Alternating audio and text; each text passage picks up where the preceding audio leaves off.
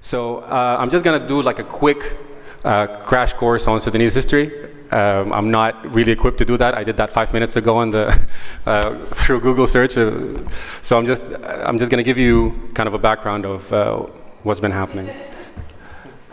So this is Sudan, the old map.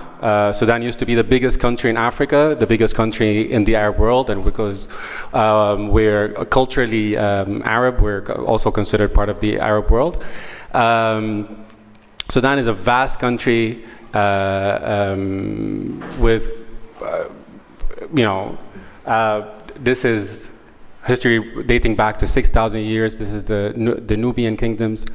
We have the biggest amount of the biggest amount of pyramids in the world. It's not in Egypt and it's not anywhere else. It's actually in Sudan and north of Sudan. But our pyramids are thinner and taller, like us, I guess. And there was most of the tops now are blown off because historically they said the tops of the pyramids were gold. And there was an Italian explorer, just to mention it since we're in Venice, an Italian explorer that blew up the gold on top of the pyramids because they were treasure hunting. We also have one of the oldest Christian kingdoms, also in the north of Sudan. And actually, there's a lot of research done about the name Ethiopia, that it actually refers to Sudan. It doesn't refer to modern-day Ethiopia. Modern-day Ethiopia was called Abyssinia. So it's kind of, we got our history hijacked by just changing the name historically. And then after that, the biggest move, I think, after the Christian kingdoms was the arrival of the Muslim armies in the north of Sudan, and then the creation of a Muslim sultanate in the central east part of Sudan. It's called Fonj, Sultanate al-Fonj, which is also called al-Sultanate al-Zarqa, which is like the blue sultanate. And that was one of the first Muslim sultanates in Africa, as I've read. And then after that, it was toppled by the Turco, the Ottoman Egyptian rules, which basically came down to Sudan. Of course, the resources, slavery, and so on. And that continued until this man showed up. His name is Mohammed Ahmed al-Mahdi, sorry. And he created a movement, an Islamic movement that with these guys here, they're called they're jihadis. They're called some of them people call them the Fizuizis because they had the afros, and they're the first people that actually broke the British square in the British Empire. And they killed this guy who's Gordon. He's called Chinese Gordon. And then after that, it became Egyptian Sudan. It came that was the next phase after the Mahdis. And actually, they say there's a lot of speculation that what happened to the Nubian history, why it's not studied, is because the Mahdis stopped all researchers from coming into the borders of Sudan. So Egyptology flourished, but at the same time, a lot of the studies in Nubia stopped. And even to this day, there's not a lot of people that know much at all about Sudan, including Sudanese people. We are not connected to our history.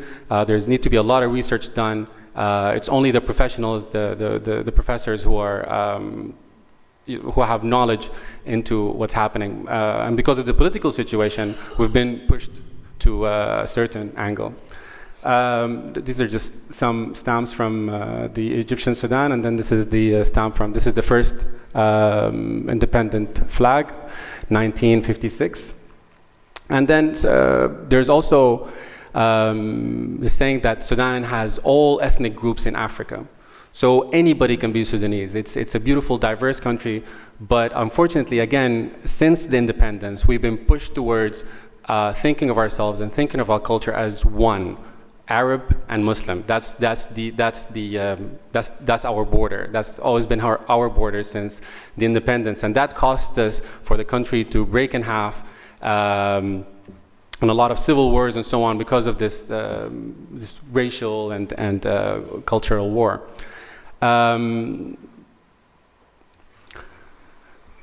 Since then, there's been 3 democracies and 3 army rules. This is Babikr al-Nur, who is actually my uncle.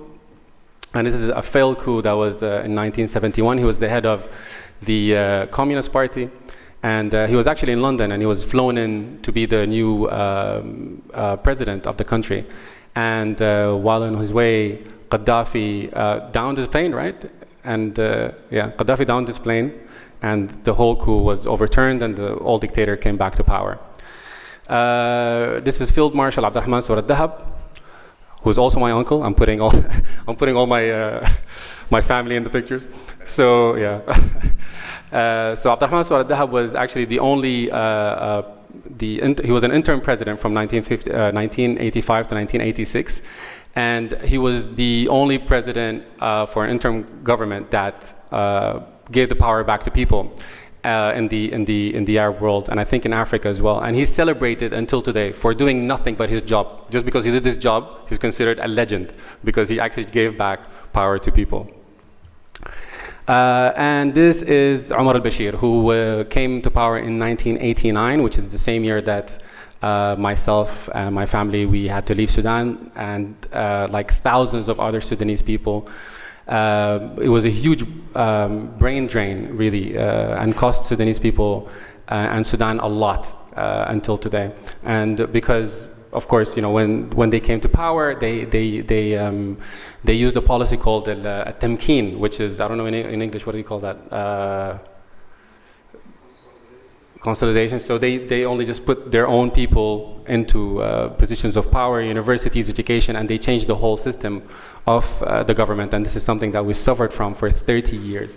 And last month, this is one of the most famous pictures about the revolution in Sudan that happened last month after 4 months of protests and a lot of art. Bashir was toppled, and now we have an interim military council that we're also trying to topple. So yeah, this is just a crash course on Sudan, just to know where we are right now. So I kind of give you like 6,000 years of history in 2 minutes. So I'm just going to talk a little bit about myself. Yes, and thank you also for the crash course on your genealogy as well. Yeah. It was very interesting to know all of the descendants. Yeah, and yes, it would be nice if you could speak a little bit about your practice. Sure. Sure. So I was born in Romania, but my father was a diplomat, and as I said, we moved to Qatar in 1989, and I came to Qatar in 1991. And I've been living there ever since. Qatar is this, one of the smallest countries in the world, but the richest country in the world. And I think that really changed my perception in a lot of things, because coming from Sudan, where there's every shade of color, but everybody's Sudanese. Most people are Sudanese. Everybody, with the Muslims, Christians, and so on, but most of the people are Sudanese. To going to class in Doha, where in my class there was around 15 nationalities, and that really opened my eyes to a lot of things. And most people that were in Doha were there because of problems that they had in their own countries, if they're Arab, or just for better business. And it was a safe place, of course, but you cannot talk about politics. Like, that was the only thing that you cannot do in Doha. And for me, politics was a huge part of my life, a huge part of my family. And it's the reason why I had to leave home. So I was very interested in politics. But what I noticed as well was the jokes, the satire. Everybody was telling the same jokes. It doesn't matter if you're Palestinian or if you're Moroccan or if you're Indian. The jokes are the same. It's just the names of the presidents that changed. And I think that, for me, really kind of like a bulb came up and lit up in my head. And it was, this is how I can talk about politics. So from there, that's me and my father. I started reading comic books. I love comic books, and they were all translated comic books from DC and Marvel. They're in Arabic, so Clark Kent was Nabil Fawzi, and it's translated different in different countries. So this is Iraqi. This is Iraqi Superman. So Superman has a mustache, and Wonder Woman is a guy. You can see there.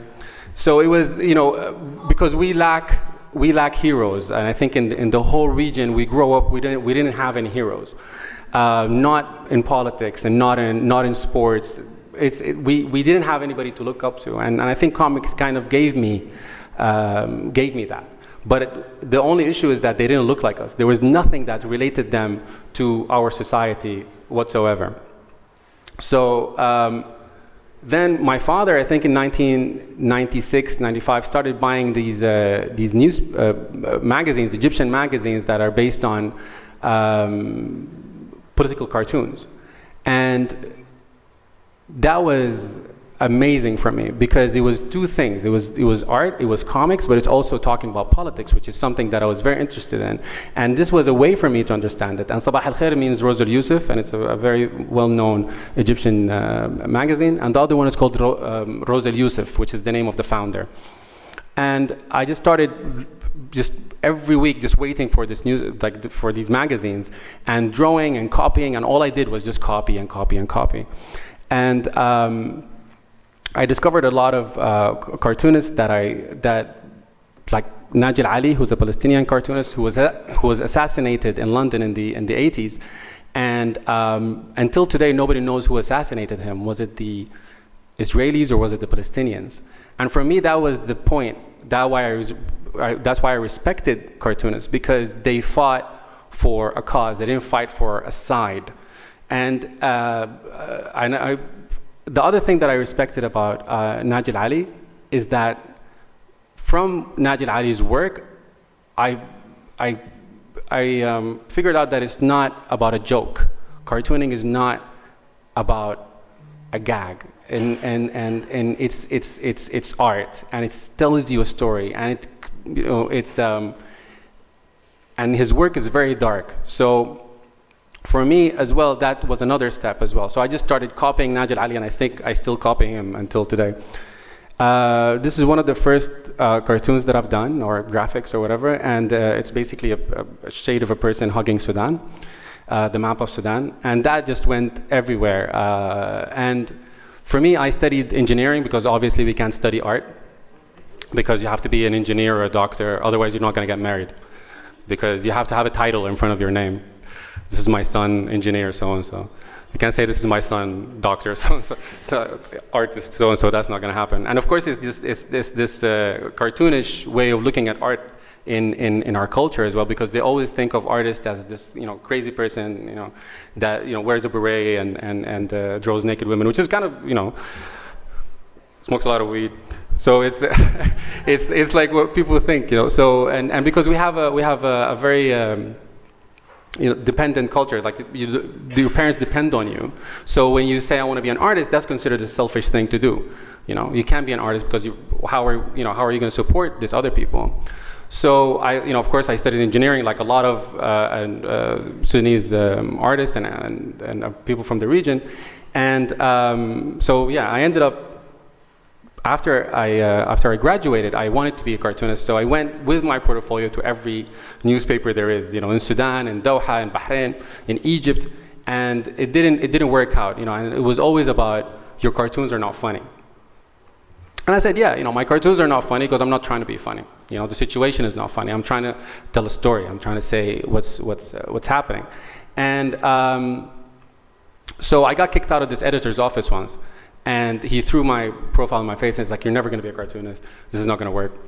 And for me, it was amazing because he was sitting in this large wooden office with not a computer, and it was like smoke, and it was like 1986, it was weird, And I was like, how many people are going to read this newspaper anyway? So I just went online, and I remember, because we grew up with the internet, and the internet for us was was the only place that we don't need a visa to travel. You know, it opened doors for us, and this is where we see things, and this is where we met people. So I just started a blog, and I started putting my stuff in there. And then when social media came out, I started just, you know, posting my work on social media. And on social media, I met a lot of people that I think got kicked out of that editor's office. You know, I met a lot of artists, I met a lot of poets, graffiti artists, rappers, you name it. And it was amazing at that time. And it was 2008, and it's just, you know, explosion of creativity. And that's when the Arab Spring happened. This is the first day. It was December 2010 in Tunisia. Everybody's stuck to Al Jazeera watching these revolutions, these protests that are happening in Tunis after a young man called Bouazizi put himself on fire because a policeman slapped him and confiscated his fruits. And the anger was, you know, something that we all felt, you know. So I did this graphic of my hand, and I painted the flag. So the finger is Tunisia, and then next to it is Egypt, Libya, Sudan, and Algeria. And as you can see, 10 years later, all these countries have toppled the regime because this is what was supposed to happen. And the same day that I made this cartoon, it went everywhere online. It was on Wikipedia, and people started using it, and so on. And of course, I used to work at a museum in Qatar, and I have a different name. So I started using, you know, Khalid Albaih as, which is what they call my father. I started using that name. I was trying to do the whole Banksy thing. That didn't last at all. So I did this cartoon, and then I was just doing cartoons every day for the protests. And I did this cartoon, which is the face of Mubarak, and next to it says Masr, but when you read it with the red, in Arabic it's called tashkil, like just for the pronunciation, it says Masr. So it goes from Musir, which means insisting, to Masr, which means Egypt. And he was insisting to stay.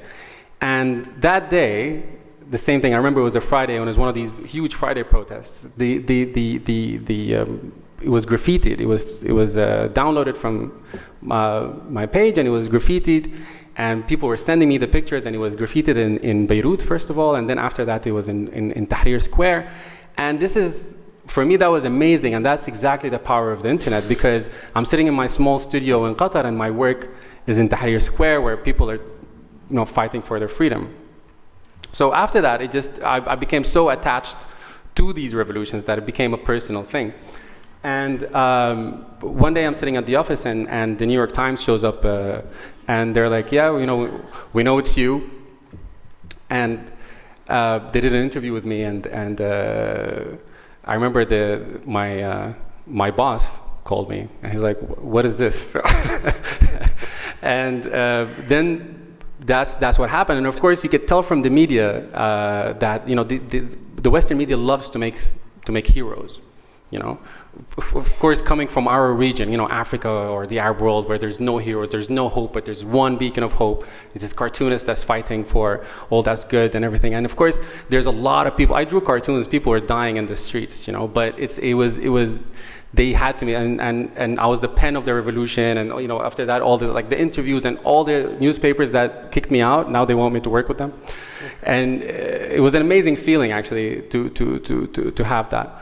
And it just continued after that, and this is a cartoon that I've done after Charlie Hebdo, because, you know, the worst cartoons are always about when a catastrophe happens, or, you know, like right after 9/11. I think those were the worst cartoons that were ever made, because it's always like Uncle Sam like fighting, or, you know, with his hand up, or the American eagle landing on whatever. You know, it's always like very patriotic and very nationalistic. So what I wanted to do is kind of, and with the cartoons, what I try to do as well is try to tell our news from us, our message from us, because it was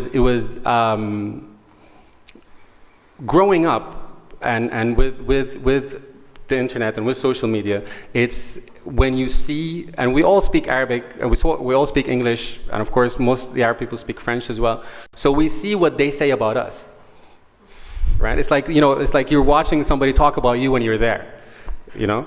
So this is kind of what happened, and that's why I started doing cartoons. Is either no comment, or I don't use text, or I use English, and that's how I think things spread. And I did this cartoon, and then again, I went from the artist of the revolution to the Muslim cartoonist. And I did this cartoon, which is also about it's about Syria, and also went viral, and all of these things that I'm telling you about, I just put them online, and then they get their own life. And everybody remembers the picture of Alan Kurdi here, and he was found on the beach in Turkey.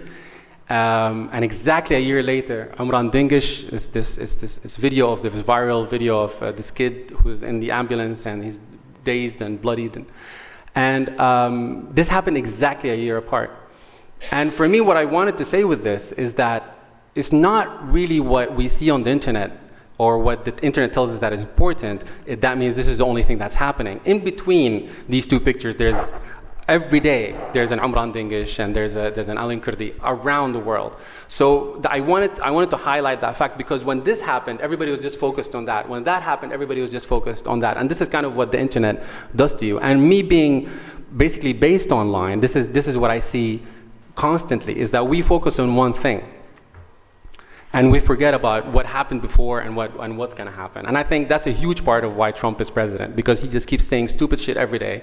And I read this somewhere that news now became entertainment.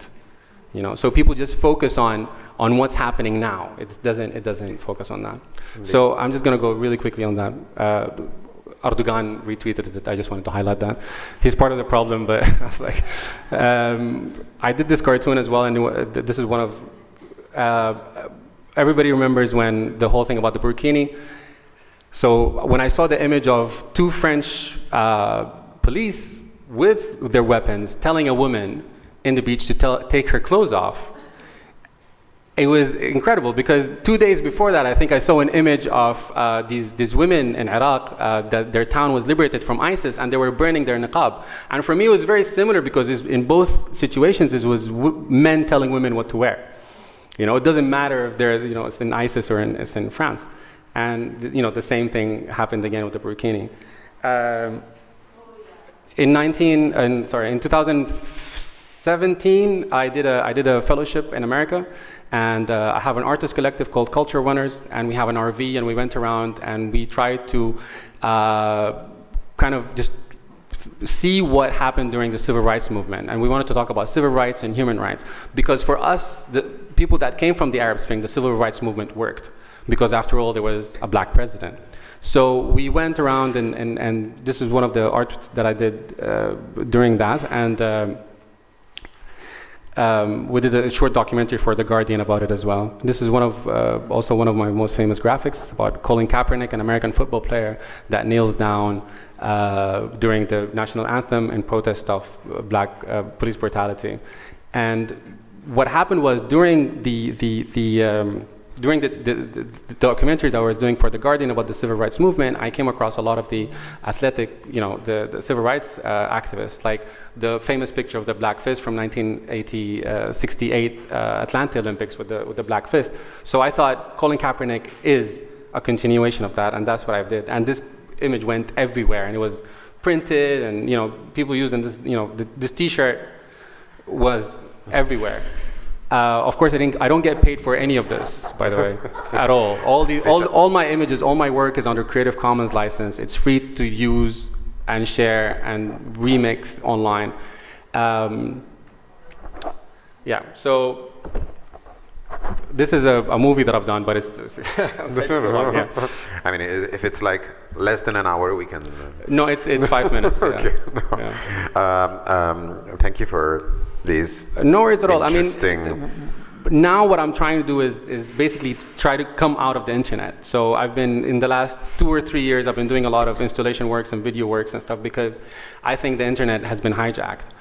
Oh. Of course, with the algorithms. When we first started working on the internet, it was incredible, because everybody can see everything. Now it added more to our tunnel vision, because if you like one thing, then this is what you're gonna like. So the people that like my work are the people gonna like my work. Yeah. So as a political artist and a political cartoonist, that defines the purpose. Yeah. You know.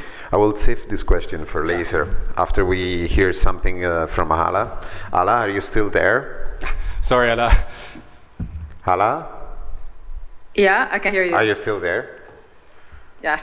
Fantastic. And we just got an introduction of Khalid's practice, and we would like from you more or less the same, and then we can follow up with something else that I would like to ask you, and then introduce the public to the discussion.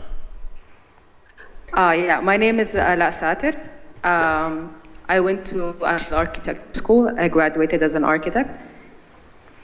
And after graduation, I decided to go into the visual art field. I think part of me becoming an architect was the field that I'm not going to be good at something that's 100% artistic. So I decided to do something, the logical thing, and just choose a field that has both art and science in it.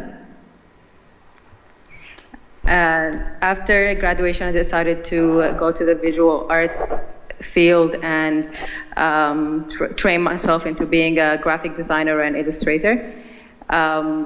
Most of the things that I do, it feels like an extension of my experience as a human being. So as a Sudanese woman living in Sudan, so most of my work really tackles feminist issues like our role in society, the role that society tries to push on us, the socio-political issues related to women. So most of the things that I do are kind of tackling these kind of topics. Also in the recent revolution, I decided to maybe pay more attention to women's role in the recent revolution and why we're doing this and what message are we trying to send. And yeah, you can hear me well, right? Yes, very well. Oh, good. Good. We are also watching your photos and the graffitis that you're doing in this last period. And do you want to say something about those? Yeah. My work first started in social media, and it's still going on in social media, but for most of us, just doing art in the street was not an option. It wasn't safe enough. So most people viewed their work and shared their work on social platform. It felt like a way to not only document what's happening. We thankfully live in an age where social media is giving us all a platform. So most of people felt like this is a way to document what was happening, and at the same time, with the absence of media, of international and local media, it felt like a way to grab people's attention to what's happening. Especially that we live in a visual world right now that people are more attracted to images and art more than they are to maybe long written pieces. So that's why every artist kind of mobilized their talent into telling the story or documenting what's happening every day. So so the time before the 6th of April, most of the art you would see in social media, or even the ones in the street, you will find the techniques used are very quick, like stencil art or wheat pasting or tagging walls with spray paint, because it wasn't safe at all to be doing an art that takes more than 5 seconds. After the 6th of April, when people had the sit-in, this place was kind of somehow safe for people to express themselves more. And as some people called it, the liberated lands, because it felt like it was out of reach from the government and people can say things and do things that they couldn't do before. So it quickly turned from just a place for people to protest into something like a creative hub.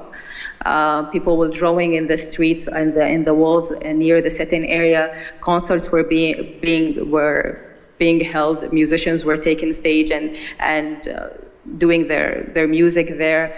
A lot of photographers were there documenting what's happening. A lot of documentaries are now being made from this for the revolution. So yeah, you can feel the shift between the art before the 6th of April and the art after that. And of course, I wanted to also participate in that artistic movement that was happening. So that's why you will see, like, maybe in the last month, I did like more like 4 or 5 murals in different places. It started in the area next to the sit-in area, and then I moved to neighborhoods that I felt like had a very revolutionary role in this whole movement, to pay like a tribute to them for taking part of it. And yeah, it's still happening actually. Yeah. Yeah, it looks to me that more freedom in the real space that removed you from social networks, from the internet, and allow you to express yourself in the streets. Mm-hmm. This is, and we were just speaking with Khalid of the same thing, right? I mean, you were talking about like removing yourself from the internet and engaging more in the, in real life. Let's say. I definitely think that's an important thing to do right now. Like what's happening in Sudan now, that even before, like the first, I think I was there in December, and I never seen any tagging like in Sudan before, and especially anti-government one, because as Alaa said, it's really dangerous to do anything like that, and there was a lot of young people, a lot of artists or not. Everybody was there, and they were writing anti-government slogans on the street. And this is kind of when you know that the fear is broken, you know. And then there was of course a young graffiti artist who was doing portraits of all the people that passed away during the revolution, everyone that got shot, everyone that died, and in the walls of their houses, and that took a long time to do, and she did that during the protests, you know, and that was an incredibly brave thing to do. And then people slowly started, when the protests getting momentum, the first thing there was art, graphics, music. A lot of music came out. So it's a lot of people now that used to work underground, which was basically the internet, now are on the street. Wow. And Alaa, what would you think that?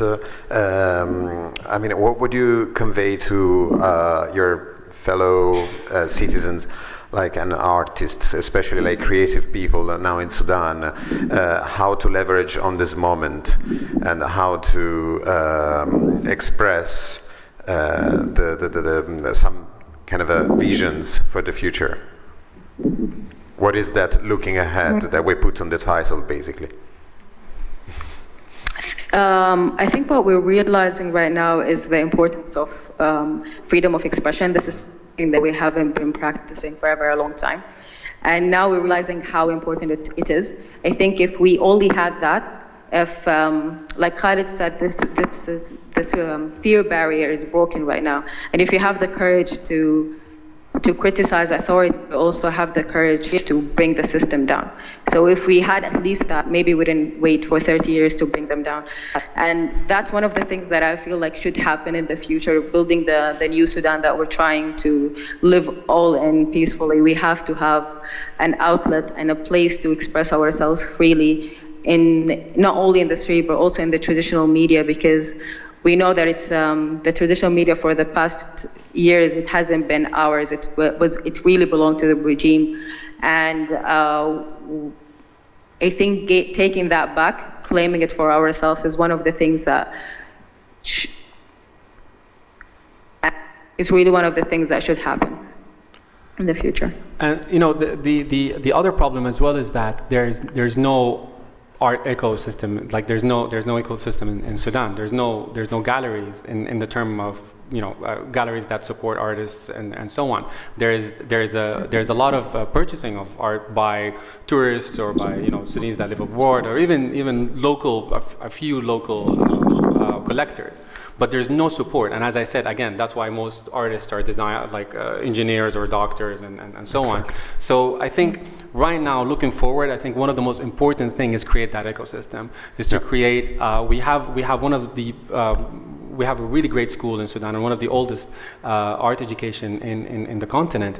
So I think it's very important to revive that practice and to create and give collectors in Sudan and internationally incentive to buy Sudanese art. And talking from experience after the Arab Spring, and this is really why I'm here, or in this situation right now. This is how most of the Arab art went out, and was was in Sotheby's and Christie's and so on. And this kind of gave space to Arab artists and people from the region to express themselves internationally. Because again, art comes back to being in fashion, whatever is in fashion right now. And I think Sudan, with this explosion of freedom of speech and this huge, vast talent and young talent that is there, I think it's very important for us and for the world to take advantage of it. Yes. Thank you, Khalid. I would open the conversation to the audience and ask if there are questions, and it looks like some hands are rising already. So Hala, if you can stay with us for a few more moments.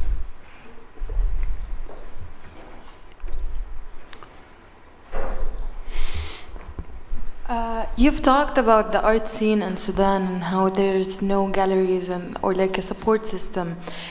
Can you explain more about this? How does it functions? Are these galleries like independent or owned by like public states, or how does it work? I think mostly they're private, and they're mostly by the art collectors themselves. So they speak to artists that just graduated from the university, which most of them don't work as artists because they don't have the support to do so. So most of the collectors have their own kind of gallery, let's call it, but it's more of a shop really, and that helps them and gets a percentage and so on. But it's very local, and I don't think a lot of the I think that the public art, the murals that the artists are doing right now, this gets a lot closer to everyone, or rather than just a small percentage of people that buys art or cares about it. So it's basically commercial gallery. Yeah, we've been in a void for like the last 30 years. We don't have that. I don't think we ever really had that. Did we? I don't think we ever had galleries in that term. Yeah. That didn't continue and didn't get the support. Of course, you have to remember that since 1989, you have a fundamentalist government in power. Yes. That has an representational art and all of that, but it's also really never an effort to allow that kind of atmosphere to flourish, and controlling the public space. You have to have a license, but there are a few people who made an effort to. There is Lina Hajjar, the Banga Foundation, the Banga, and for her to sustain the practice, she has to mix it with the commercial. Of course, yeah. But she is actually, in a quiet way, provided a lot of support for artists. And I've organized several shows. She has been one of the people who really on the ground, in a subtle way, helping a great deal. So, and there are others who help, but not directly. Okay. Such as Dal Company, Osama Dawood, and others. They will be very helpful to artists if they want to travel or shipping. So there are those efforts. But in terms of the public space, it was totally controlled by the government. Operatives of the regime, basically, who are coming from an Islamic, kind of absolutist ideology that doesn't allow that kind of a democratic space.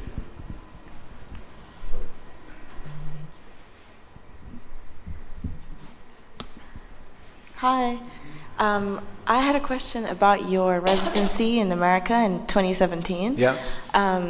Because you talked about how usually it's kind of like being in a room and listening to people talk about you, where the West at large comments a lot about us and Arabs and etc. And just the experience of what it was like for that reverse to happen. It sounds like it was quite generative. And I guess a little bit more specifically, just the idea,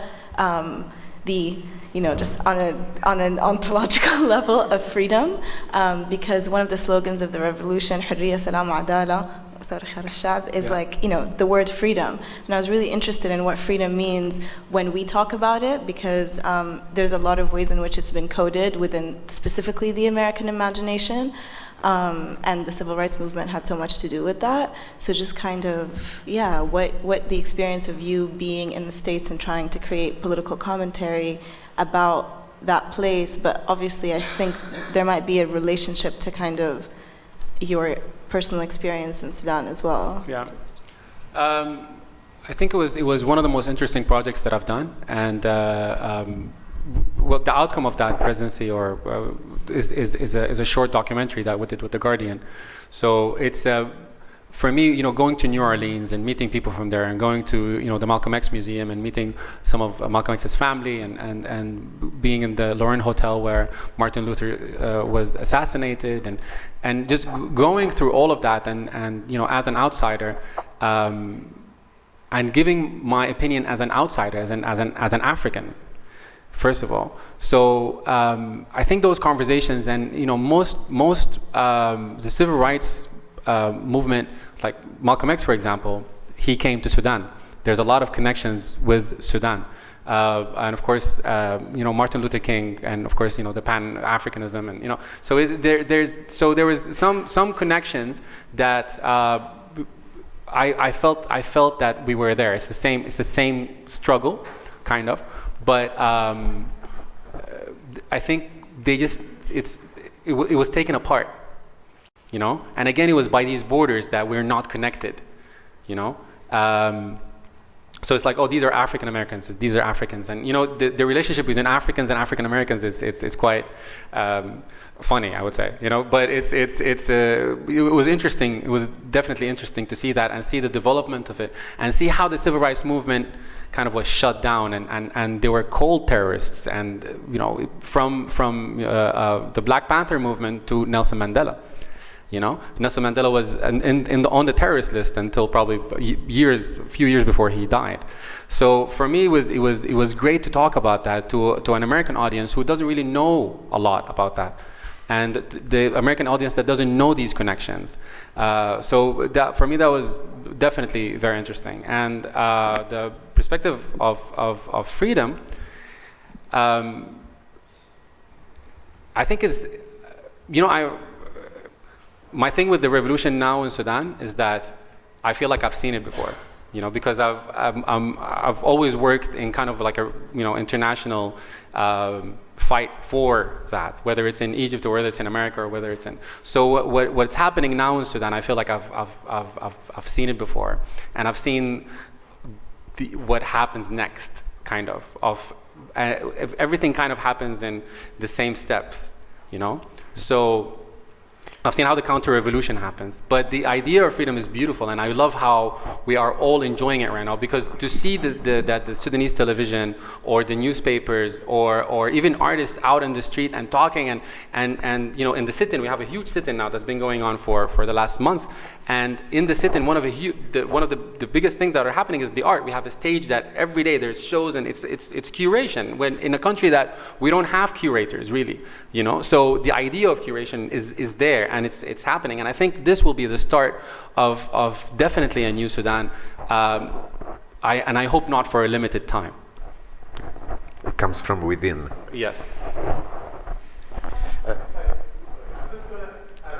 Yeah. Can you? There was actually resistance, and there were unsung heroes that have done a lot. For example, if you've seen the latest film that won the award in the Berlin Festival, the Berlinale, of course, done by a Sudanese who was based in Sohaib.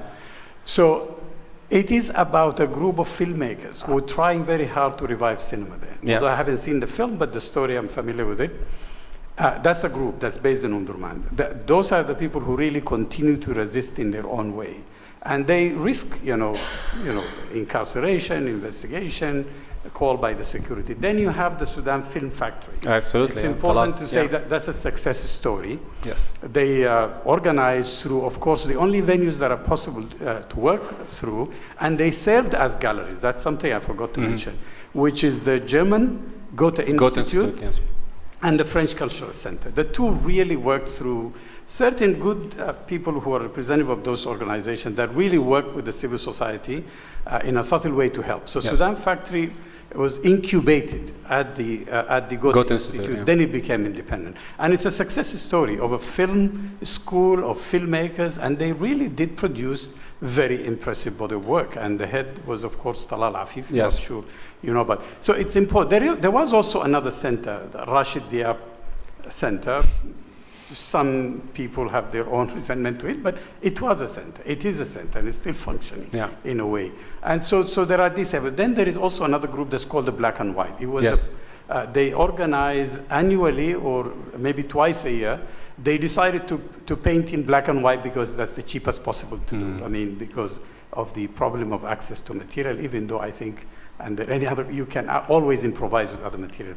I thought it's important to complicate the picture and to really think about in a but for me it was more about that. Even for Sudan Film Factory, for the Goethe Institute, I'm working on a project with the Goethe Institute for the last 2 years, which is Alaa is part of as well. And but for us to come up with the book is called Sudan Retold, and it's about artists expressing the oral history that we have, whether the history or the future, actually, just in whatever form that they want to do it. And we've been working on this book for 2 years. And one of the biggest issues that we had was that we can't publish the story because maybe it's going to we don't know if we can get the book out. We can't talk about. So, and even the Film Factory, even all these people, we didn't have the freedom to be outspoken like we have now. But these small institutions, and I remember when I go there, and when I go there, I'm always afraid of getting arrested or being asked. And when I see them working on the ground, it's unbelievable. This is like amazing talent and an amazing courage as well. So they really been working super hard, absolutely, and with such small support, and they supported a lot of people.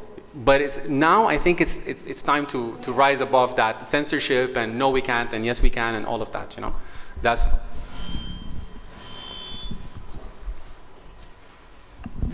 One last question. Yes. Yeah. Is there a last question or no? I mean, you. My question is based around sort of the first question that was asked, and it's about when you talk about the sort of rise of the, let's call it contemporary arts, and in your case illustration, how do you foresee, it's a continuous problem throughout the continent, how to retain ownership of the work, and based on the fact that you're using the street and the location and it's site specific, that's great, but how does one build a contemporary art scene without losing ownership of the sort of artwork of the revolution, in the sense that, in a commercial sense? For example, you mentioned Banksy. He has a very commercially based career, and yet he's still political. And how do you foresee Sudanese artists and this rise of young artists suddenly with this freedom of expression being able to build their careers as artists? Because you talk a lot about the fact that artists, you can't sustain a career as an artist. So how do you foresee them navigating the commercial aspect of that in order to continue their careers and yet retain that ownership of work that is essentially a big part of your history now? To be honest, in the few months in particular, it was very surprising to me to see how many artists we have and how many artistic power we have. And I think most of the people in Sudan here they have artistic abilities within themselves that they didn't get to discover because of maybe the education system that we have that really doesn't make you discover that part of yourself. It's built in a way that it's just for you to not develop any critical thinking or not have any artistic abilities, and maybe just to end up being an engineer or a doctor, which we all ended up doing. And then after graduation, you realize that maybe this is not what I was supposed to be doing. So if the question is, what do I see for the future? I think it's really important to build that part. the giving us a chance to really discover the artistic part in ourselves, maybe a bit early than we are doing right now. To be part of this a very big, to be able to build this very artistic community that's. But it's also Sorry? building Okay. that ecosystem, right? So if you don't have art centers, if you don't have and a lot of them, operating in different levels. So some for young people, some for professional artists. Even white cubes. It's different levels of different art. And I think also having more collectors, pushing people to collect and pulling people out of Sudan as well into the international market. We have that now, of course, with the big names. We have Salah Elmur. A lot of them. We have a lot of collectors around the region and the world that collect Sudanese art. But I think now it's time to push this new generation and also creating something that will last longer. Yes, and so I mean, if you think it's like what we were saying about like curators, like the curatorial aspect of these events, cultural events happening, like creative events happening during the sittings, possibly this ecosystem will also come from within, because I mean it's in all of us the capacity to build something, and you just have to facilitate. Yeah, but I think it's after 30 years of darkness and people telling you that this is worthless, you're wasting your time. I think it's going to be really hard for artists themselves to figure out how to organize and do things on an international level, or try to get to the continent. And even working with the continent is a whole other aspect of being Sudanese. Because we have all this, are we Arab or are we African, and that also gets So in the middle of things. Yeah. On this note, I will tell something about this panel, which was kindly offered by Salah Elmur. It was presented with the generous support of Salah Elmur, and so there is this aspect as well of people from the diaspora, or people who don't live necessarily in Sudan but are Sudanese, that can support the renaissance of this ecosystem in one way. Absolutely, and we already do that. Like as Salah said, we have organizations in Sudan, but they're very few. That's the thing. There are very few, and we need more support for that. And again, it's always putting culture second, right? The people think, oh, okay, well, we don't have electricity and water. Why are we building something for artists to go whatever? That's like second thing. It's always that they don't understand that as I see it, it's all one thing that needs to improve. Contemporary. Yeah. Thank you. Thank you, Khalid. Thank you, Alaa. And sorry for being interrupted here. But we appreciated your presence, even from remote. And thank you, Khalid, for being here.